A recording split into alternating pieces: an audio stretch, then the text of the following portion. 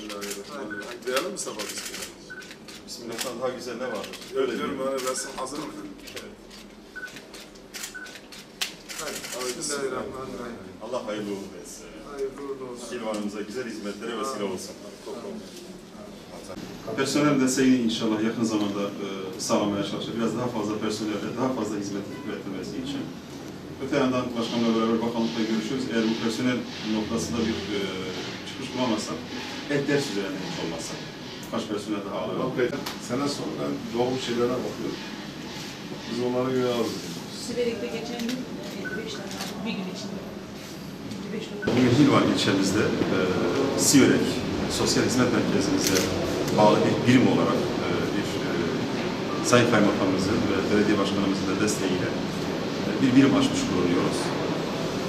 Bu birimimizde çocuklarımıza, engellerimize, yaşlılarımıza, şehit yakınlarımıza, gazilerimize ve diğer sosyal hizmete ihtiyacı olan Hilvan'daki vatandaşlarımıza hizmet sunuyor olacağız.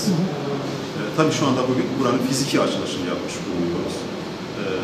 Resmi olarak faaliyete başlamamız yakın zamanda Sayın Bakanlığımızdan gelecek olan onayla beraber başlamış olacağız. Fiziki ortamımızın hazır olması münasebetiyle bugün fiziki ortamımızı açtık.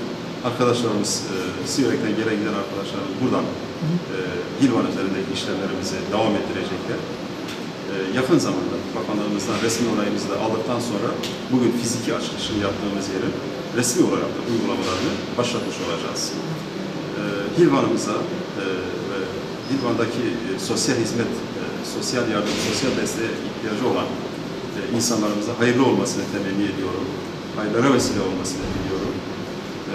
Buranın açılışında emeği geçen çalışan personelimize, Sayın Kaymakamımıza, Sayın Belediye Başkanımıza verdikleri destekten, ilgilerinden ve alakalarından dolayı kendi kurumum ve bakanlığım adına teşekkür ediyorum. Hilvan'ımıza tekrar hayırlı ve uğurlu olsun. Siverek Sosyal Hizmet Merkezimize bağlı olarak Hilvan'da hizmet üretiyor idik. Evet. Dolayısıyla da her gün